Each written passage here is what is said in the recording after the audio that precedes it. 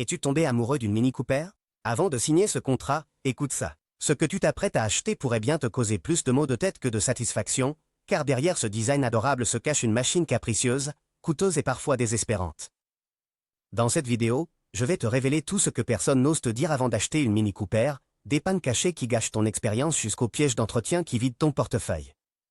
Ce n'est pas de la haine, c'est la réalité. On ne choisit pas une Mini Cooper avec la tête, on la choisit avec le cœur. C'est ce que disent beaucoup de propriétaires.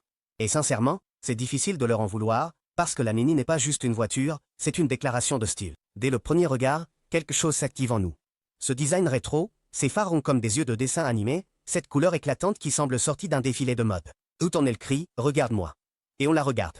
On la suit des yeux comme si c'était un amour impossible. Mais c'est justement là, à ce moment précis, que les problèmes commencent, parce qu'on tombe amoureux d'une illusion.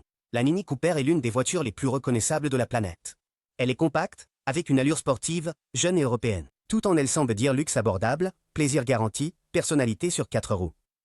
Mais ce même design qui la rend si attirante est un piège bien pensé.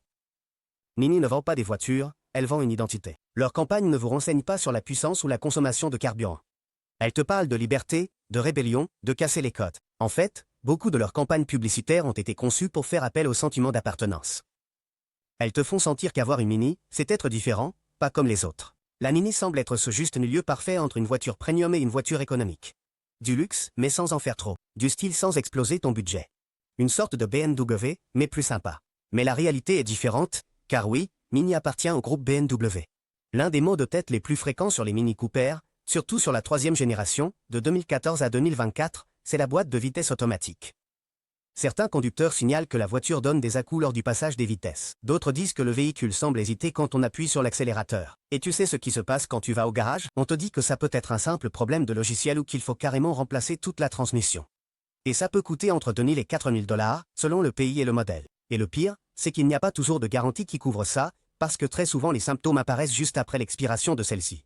Un détail que peu d'acheteurs remarquent avant qu'il ne soit trop tard, c'est l'usure irrégulière des pneus.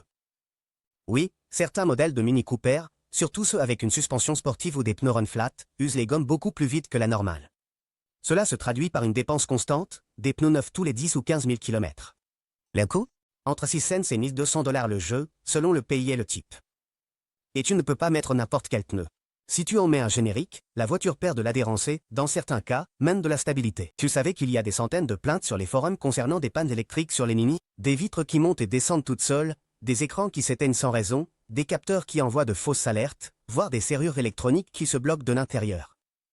Le pire, c'est que bien souvent les concessionnaires n'arrivent pas à trouver l'origine du problème. Tu finis par payer des diagnostics, remplacer des modules et croiser les doigts pour qu'il n'y ait pas une autre panne la semaine suivante. Et si tout cela te semble déjà inquiétant, on n'a même pas encore abordé le plus gênant, l'argent qui continue de sortir de ta poche même quand la voiture fonctionne parfaitement. Même si la Mini Cooper a sa propre identité, il ne faut pas oublier qu'elle appartient au groupe BMW. Et cela, comme tu peux t'en douter, a des implications évidentes. Les pièces sont importées, les composants sont plus sophistiqués et la moindre intervention peut te coûter le double par rapport à d'autres marques. Changer une pompe à eau, par exemple, peut dépasser les 9 cents $. Un simple remplacement de plaquettes de frein, c'est 4 cents $ ou plus. Et si l'on parle de problèmes avec l'ordinateur de bord ou les capteurs, tu peux déjà prévoir facilement un autre millier de dollars. Ici, on ne parle pas d'une voiture économique avec de bonnes performances. On parle d'un style premium avec des dépenses premium. C'est un autre point clé que beaucoup ignorent. Tous les mécaniciens ne peuvent pas ou ne veulent pas travailler sur une Mini. Beaucoup de petits garages n'ont même pas le logiciel adéquat pour la diagnostiquer. D'autres ne veulent tout simplement pas prendre le risque avec une mécanique aussi spécifique. La conséquence? Tu es obligé de l'emmener chez le concessionnaire ou dans des ateliers spécialisés. Et tu sais ce que ça veut dire, plus d'attente, moins de flexibilité et des prix plus élevés, même pour des choses basiques comme une révision ou un changement de bougie. L'un des plus grands attraits de la Mini, c'est sa capacité de personnalisation. Tu peux choisir la couleur du toit, des rétroviseurs, des phares, du tableau de bord, des surtitures des sièges, tout. Mais il y a un piège, chaque détail supplémentaire a un coût. Tu veux des sièges chauffants? C'est 700 $ de plus. Tu es tombé amoureux de cette peinture jaune avec des bandes noires? 900 de plus. Système audio premium? Encore 12 cents. Et ainsi, petit à petit, cette Mini qui semblait abordable finit par coûter autant, voire plus, qu'une voiture haut de gamme. Oui, la Mini Cooper est idéale pour la ville. Elle se manœuvre facilement, se gare là où les autres ne passent pas et se faufile avec agilité dans la circulation. Mais cette taille compacte, qui est son grand atout en ville, devient un vrai inconvénient une fois à l'intérieur. Les sièges arrière sont un vrai défi. Les adultes doivent voyager les genoux collés à la poitrine et sur les longs trajets, l'inconfort est plus qu'évident. Le coffre, si on peut l'appeler ainsi, ne sert guère qu'à une valise moyenne ou 2 sacs de course.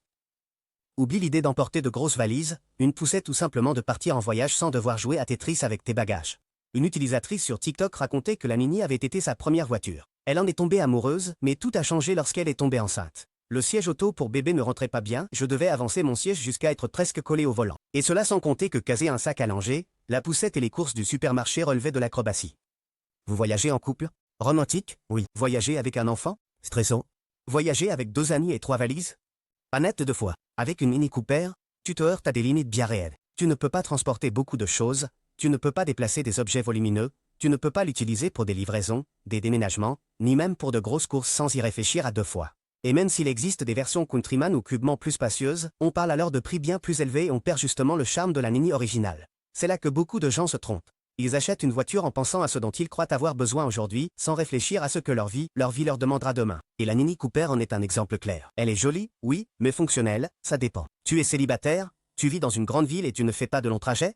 Vas-y. Tu as un partenaire, des enfants, un chien ou simplement un mode de vie actif? Réfléchis Y à 2 fois. Acheter sa première voiture, c'est un mélange d'excitation et de peur. Tu veux qu'elle ait de l'allure, qu'elle t'apporte de l'indépendance, qu'elle reflète ton style, mais tu espères aussi qu'elle ne te lâchera pas, qu'elle ne te ruinera pas et qu'elle ne t'obligera pas à aller chez le garagiste tous les mois. Et c'est là que la Mini Cooper échoue lamentablement. Parce que oui, elle est visuellement charmante, mais elle est loin d'être une voiture fiable. Autrement dit, elle ne pardonne aucune erreur d'entretien, elle n'est pas bon marché à réparer et si quelque chose tourne mal, ça tourne vraiment mal. Beaucoup de débutants n'ont pas d'expérience avec les contrôles techniques, ne comprennent pas les alertes du tableau de bord et ne savent pas diagnostiquer des brises étranges. Et l'animé, crois-moi, en a beaucoup de ces bruits, et chacun peut signifier une facture différente. C'est là que la partie la plus rationnelle entre en jeu. Avec le prix d'une Mini Cooper d'occasion, tu peux acheter des modèles de marques comme Toyota, Honda, Mazda, Ford ou Hyundai, et pas n'importe quelle version. On parle de voitures confortables, spacieuses, à faible entretien et à la réputation solide. Par exemple, une Toyota Corolla ou une Honda Fit de la même année peut offrir une meilleure consommation, moins de panne mécanique et beaucoup plus d'espace. Même des SUV ou des compacts comme la Kia Soul ou la Chevrolet Tracker peuvent se trouver dans la même gamme de prix, tout en offrant plus de fonctionnalités et moins de risques. Alors, pourquoi tant de jeunes achètent-ils une Mini comme première voiture? Parce qu'ils pensent qu'ils payent pour le style et la qualité. Mais la qualité, dans ce cas, se trouve davantage dans l'esthétique que dans l'ingénierie au quotidien. Et voici une autre mauvaise surprise.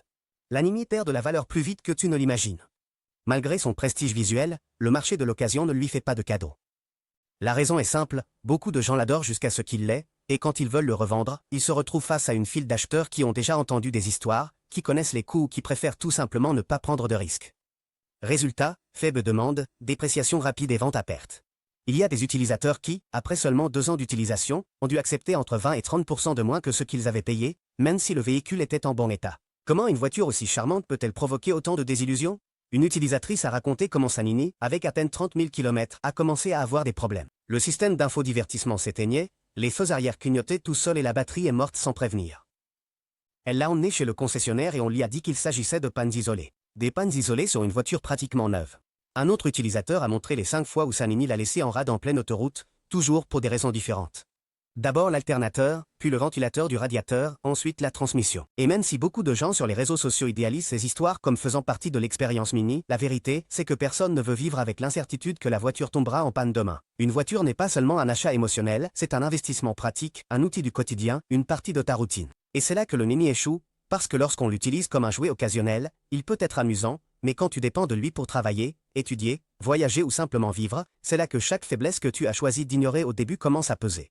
C'est ça le plus important, la Mini Cooper, plus qu'une voiture, c'est une idée. Une idée de jeunesse, de liberté, de rébellion et de style. Et comme beaucoup d'idées romantiques, tu peux t'aveugler. C'est pourquoi, avant d'en acheter une, pose-toi cette question en toute honnêteté, suis-je amoureux de la voiture ou de ce qu'elle me fait ressentir quand je la regarde? Parce que si tu cherches la fiabilité, de l'espace, un faible coût et la tranquillité d'esprit, alors peut-être que la Mini n'est pas la bonne voie. Et si malgré tout tu décides de l'acheter, fais-le en toute connaissance de cause, avec un mécanicien de confiance à tes côtés et en sachant exactement dans quoi tu t'embarques. Parfois, un bon conseil donné au bon moment vaut plus qu'une garantie prolongée. Et souviens-toi, on n'achète pas une voiture seulement avec le cœur, mais aussi avec la tête et du recul.